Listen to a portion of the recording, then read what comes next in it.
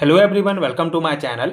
आज हम इस वीडियो में Schrodinger wave equation topic detail में डिस्कस करेंगे, जो BSc and MSc semester exams के लिए एक बहुत इंपॉर्टेंट टॉपिक है।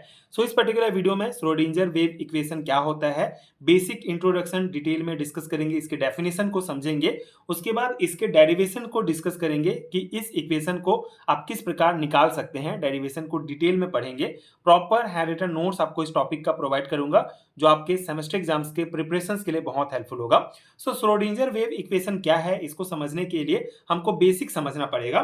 तो सबसे पहले पुराने जमाने के जो वैज्ञानिक थे वो मानते थे कि इलेक्ट्रॉन्स जो होता है वो केवल कण की भांति बिहेव करता है, मतलब इलेक्ट्रॉन्स जो होते हैं वो सिर्फ पार्टिकल्स होते हैं। लेकिन बाद में डी ब्रॉगली नाम के वैज्ञानिक ने एक थ्योरी दिया और उन्होंने बताया कि इलेक्ट्रॉन्स जो होते हैं वो केवल कण नहीं होते हैं, बल्कि वेव की भांति, तरंग की भांति भी व्यवहार करते हैं। इसे वेव पार्टिकल्स ड्यूल नेचर कहा जाता है। लेकिन अब प्रॉब्लम ये था कि अगर इलेक्ट्रॉन जो होते हैं वो वेव की भांति बिहेव करते हैं, तो इनका पोजीशन कैसे पता करें। जैसे सिंपल सा कॉन्सेप्ट था कि न्यूक्लियस के अंदर न्यूक्लियस होता है, उसके बाहर जो है इलेक्ट्रॉन्स पाए जाते हैं। लेकिन अगर ये कॉन्सेप्ट मानेंगे, ये थ्योरी मानेंगे कि इलेक्ट्रॉन्स वेव की भांति बिहेव करते हैं, तो फिर उसका पोजीशन कैसे निकालेंगे, उसका एनर्जी कैसे पता करेंगे, एंड वो न्यूक्लियस के आसपास कहां पर पाया जाता है ये कैसे पता करेंगे, ये सभी प्रॉब्लम आया।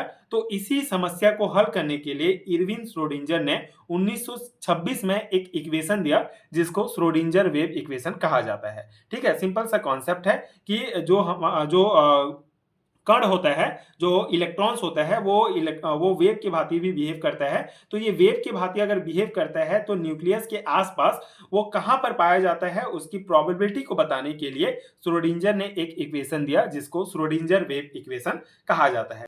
तो अब इसके थ्योरी पॉइंट्स को हम समझ लेते हैं।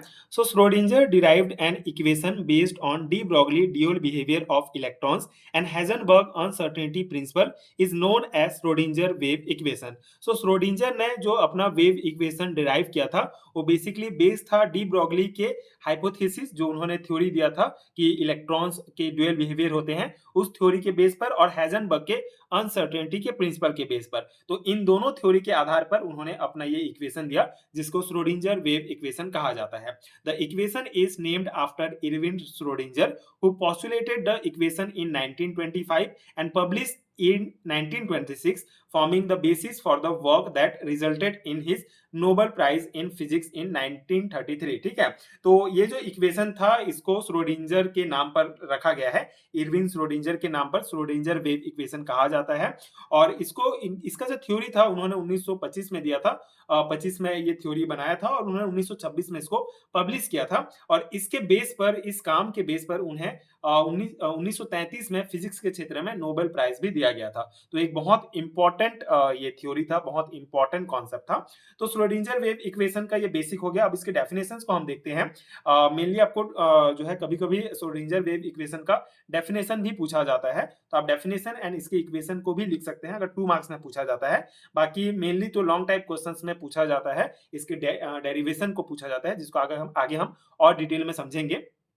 अगर हम डेफिनेशन की बात करें तो Schrodinger presented the wave properties of the electron in the form of an equation called the Schrodinger wave equation to calculate the probability of electrons at different place around the nucleus in the atom। ठीक है, तो Schrodinger ने electron के wave properties को एक mathematical form में, एक समीकरण के रूप में प्रस्तुत किया, जिसे श्रोडिंगर वेव इक्वेशन कहा जाता है। और इस इक्वेशन का मेन जो उद्देश्य था, मेन कॉन्सेप्ट ये था, ये पता लगाना था कि परमाणु जो होते हैं, परमाणु के नाभिक में, न्यूक्लियस में आसपास जो है इलेक्ट्रॉन कहां पर पाई जाती है, इलेक्ट्रॉन की पाए जाने की प्रोबेबिलिटी को पता लगाना मेन कॉन्सेप्ट था, मेन जो है उद्देश्य था इस इक्वेशन का। ठीक है, तो ये बेसिक डेफिनेशन आप याद रखेंगे। Schrodinger presented the wave properties of the electron in the form of an equation called the Schrodinger wave equation two calculate the probability of electron at different place around the nucleus in the atom. ठीक है, तो इन्होंने wave properties को basically एक equation के form में दिया था, जिसको श्रोडिंगर वेव इक्वेशन कहा जाता है। अब ये इक्वेशन मोस्ट इंपॉर्टेंट है, ये इक्वेशन आप ध्यान रखेंगे। Del square sine upon del X square plus del square sine upon del Y square plus del square sine upon del Z square plus 8 pi square M upon H square E minus B sine equal to 0, ठीक है। तो ये एक बहुत important equation है, ये आप ध्यान रखेंगे, जहां पर एक्स वाई जेड जो होता है, ये एक्स वाई जेड जो है ये स्पेस कोऑर्डिनेट्स होते हैं। यहाँ पे जो एम होता है वो मास ऑफ इलेक्ट्रॉन को रिप्रेजेंट करता है, एच होता है वो प्लैंक कांस्टेंट है, एंड ई जो है वो टोटल एनर्जी होता है, वी पोटेंशियल एनर्जी है, और साइन जो होता है ये वेव फंक्शन को प्रदर्शित करता है। तो ये इक्वेशन और ये जो टर्म्स हैं ये आप ध्यान रखेंगे, ये इंपॉर्टेंट है। अब इसका डेरिवेशन हम समझते हैं, बेसिक हमारा इतने में कवर हो जाता है। इसका डेरिवेशन बहुत सिंपल है, एक दो बार आप प्रैक्टिस करेंगे तो इजीली आप एग्जाम में लिख सकते हैं। Derivation of Schrodinger equation, so the total energy of electron or any particles are given by, तो जो टोटल एनर्जी होता है किसी भी इलेक्ट्रॉन का या किसी भी पार्टिकल्स का, वो होता है total energy equal to kinetic energy plus potential energy, ठीक है। जहां पे काइनेटिक एनर्जी बराबर होता है 1/2 mv² और पोटेंशियल एनर्जी बराबर होगा v, ठीक है। इस प्रकार से हम इसको रिप्रेजेंट कर सकते हैं, काइनेटिक एनर्जी बराबर 1/2 mv² एंड पोटेंशियल एनर्जी हमारा v होता है। और ये जो काइनेटिक एनर्जी में m होता है ये मास ऑफ द ऑब्जेक्ट होता है, एंड जो v होता है ये स्पीड ऑफ ऑब्जेक्ट को रिप्रेजेंट करता है, ठीक है। तो ये बेसिक आप इतना लिख लेंगे। उसके बाद kinetic energy can be also be represented in the following वे, तो ये जो हमारा काइनेटिक एनर्जी है 1/2 mv², उसको हम इस प्रकार से भी लिख सकते हैं, ठीक है। यहाँ पे 1/2 mv² ऊपर नीचे दोनों साइड में हम m से गुणा कर देंगे, जिससे हमारा जो इक्वेशन हो जाएगा 1/2 m into mv² upon m हो जाएगा। तो यहाँ पे जो m मिलके m² हो जाएगा और ये v² हो जाएगा, तो mv होल स्क्वायर यहाँ पे हो जाएगा, तो 1/2 mv whole square upon m। यहाँ पे देखिए ये जो m का है कोई मतलब नहीं है, अगर इसको काटते हैं तो हमारा 1/2 mv² ही हो जाता है, लेकिन आगे हमारे इक्वेशन में काम आएगा करके हम इसको यहाँ पे इस प्रकार से लिखते हैं, ठीक है। तो ये हमारा जो 1/2 mv² जो काइनेटिक एनर्जी है उसको हम इस प्रकार भी लिख सकते हैं, mv whole square upon 2m, ठीक है। ये हमारा इक्वेशन सेकंड हो जाएगा। ये जो है आप इसको इक्वेशन फर्स्ट देंगे एंड ये हमारा इक्वेशन सेकंड होगा। अब यहाँ पे substituting the value of mv into the de Broglie equation mv equal to h upon lambda, the following equation is obtained. So ये जो हमारा इक्वेशन प्राप्त हुआ है 1/2 mv² काइनेटिक एनर्जी का जो नया मान प्राप्त हुआ है इक्वेशन 2 में, इसको हम डी ब्रॉगली इक्वेशन में लिखेंगे, ठीक है। mv equal to h upon lambda जो होता है डी ब्रॉगली इक्वेशन, वहां पे हम जो है वहां पे बेसिकली डी ब्रॉगली इक्वेशन से जो mv का मान है इसको रिप्लेस करेंगे, ठीक है। h अपॉन लैम्डा जो है mv की जगह हम डालेंगे यहाँ पे, ठीक है, सिंपल सा है। तो यहाँ पे जो हमारा 1/2 mv² है, यहाँ पे mv के जगह जो डी ब्रॉगली का मान है h अपॉन लैम्डा, इसको यहाँ पे लिख देंगे और नीचे हमारा 2m हो जाएगा, ठीक है। तो यहाँ पे h अपॉन लैम्डा जो होगा इसमें बेसिकली होल स्क्वायर में आ जाएगा ये। तो उसके बाद नेक्स्ट इक्वेशन में हमारा क्या होगा 1/2 mv², तो यहाँ पे h जो है होल स्क्वायर में है और लैम्डा भी h upon lambda whole square में है, तो h का स्क्वायर हो जाएगा और लैम्डा का स्क्वायर हो जाएगा। फिर ये जो लैम्डा है ये नीचे वाले से गुणा हो जाएगा, ठीक है, 2m से, तो h² upon 2 lambda square m प्राप्त हो जाएगा। ये इक्वेशन हमारा 3 प्राप्त हो जाएगा, ठीक है। ये बेसिकली ये जो है ये होल स्क्वायर में है, h² और लैम्डा स्क्वायर, तो लैम्डा स्क्वायर जो है 2m के साथ गुणा हो जाएगा और h² upon 2 lambda square m, इस प्रकार से हमको इक्वेशन 3 प्राप्त हो जाएगा।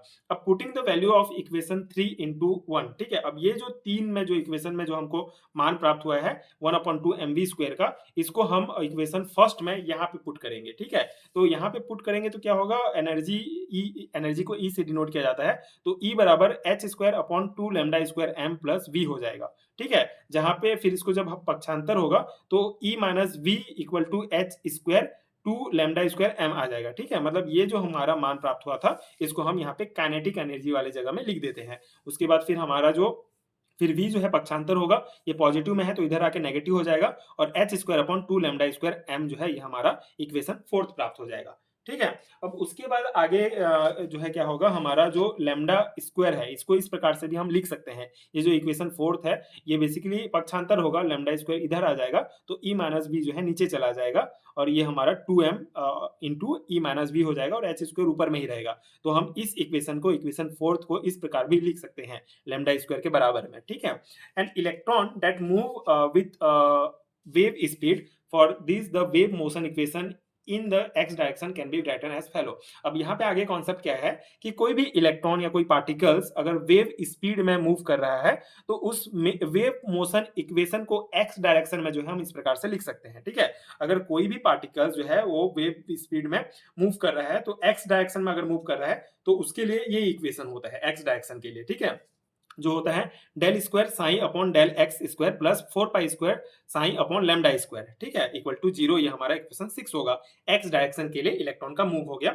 अब ये जो वैल्यू है यहाँ पे, जो हमारा लैम्डा स्क्वायर का जो वैल्यू है, उसको हम इक्वेशन 5 से इसको लाकर जो है यहाँ पे सब्स्टिट्यूट कर देंगे, ठीक है। Substituting the value of lambda square from equation 5 into 6, ठीक है। तो इक्वेशन 5 से ये जो लैम्डा स्क्वायर का वैल्यू प्राप्त हुआ है, इसको हम उठाकर यहाँ पे रख देंगे लैम्डा स्क्वायर इक्वेशन 6 में, ठीक है। इक्वेशन 6 में यहाँ पे लैम्डा की जगह अगर हम मान रख देते हैं, ये तो सेम रहेगा, plus 4 pi square sine upon 2mh square and E minus V, ठीक है। ये हम रखेंगे तो ये इक्वेशन मिलेगा। आगे इसको, इस इक्वेशन को सॉल्व करना है हमको, ठीक है। यहाँ पे मान रख दिए, उसके बाद इसको सॉल्व करेंगे तो क्या होगा, del square sine upon del X square plus 4 pi square 2m upon h square, ठीक है। यहाँ पे क्या हो जाएगा, बेसिकली ये जो साइन है ये यहाँ पे चले जाएगा, और ये जो 4 पाई स्क्वायर है वो 2m इंटू हो जाएगा और नीचे में h स्क्वायर हो जाएगा। अब ये 4 और 2 जो है ये गुणा हो जाएगा, तो 8 पाई स्क्वायर m हो जाएगा अपॉन h स्क्वायर और e minus B sine equal to 0। ये इक्वेशन 7 हमको प्राप्त हो गया एक्स डायरेक्शन के लिए। लेकिन जो एक्सेस होगा वो एक्स वाई जेड तीनों डायरेक्शन में होता है।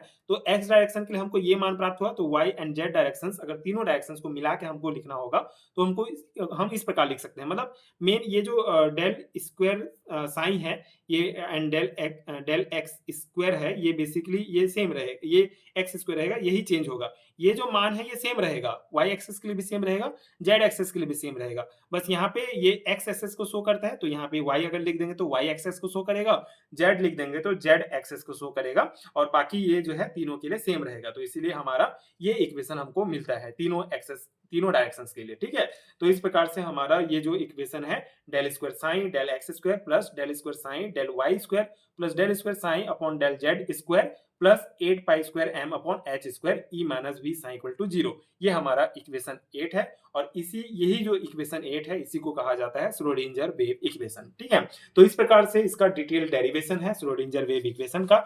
आई होप आपको समझ में आ गया होगा, एंड ये नोट्स आपके एग्जाम प्रिपरेशन के लिए हेल्पफुल रहा होगा। ये इंपॉर्टेंट है बीएससी सेमेस्टर एग्जाम्स के लिए एंड एमएससी लेवल के एग्जाम्स के लिए भी। तो अगर आपके सिलेबस में ये टॉपिक दिया गया है तो डेफिनेटली ये आपके लिए बहुत हेल्पफुल होगा। एंड अगर आपको पेड एडिटर नोट्स चाहिए तो नीचे डिस्क्रिप्शन बॉक्स में आपको वेबसाइट का लिंक मिलेगा, जहां से आप डायरेक्ट जाके नोट्स परचेज कर सकते हैं। नोट्स पेड है तो सर्टेन अमाउंट आपको पे करना पड़ेगा, उसके बाद आप नोट्स ले सकते हैं। आपको जिस भी यूनिट का नोट्स चाहिए MSc and BSc semester exams के लिए, उसका नोट्स आप ले सकते हैं आपके सुविधा के अनुसार। सिंपल प्रोसेस है, नीचे आपको लिंक मिलेगा, लिंक पर आप टच करेंगे तो डायरेक्ट आप मेरे वेबसाइट पर पहुंच जाएंगे। वहां पे आप बाय नाउ पर क्लिक करेंगे, देन आप जो है अपना फर्स्ट नेम एंड आप अपना ईमेल एड्रेस वहां पे फिल करेंगे। बस 2 रिक्वायरमेंट है, आप अपना name and email address fill करेंगे। उसके बाद आप डायरेक्टली यूपीआई के थ्रू पेमेंट कर सकते हैं। उसके बाद नोट्स आपको वहीं पे डाउनलोड का ऑप्शन दिखेगा, जहां से आप डाउनलोड कर सकते हैं। तो ये सिंपल प्रोसेस है नोट्स लेने का। तो आप डेफिनेटली डिस्क्रिप्शन बॉक्स से वेबसाइट चेक कर सकते हैं। एंड अगर ये वीडियो हेल्पफुल है तो आगे की वीडियोस देखने के लिए आप मेरे चैनल के साथ जुड़े रहिए। Thank you so much for watching.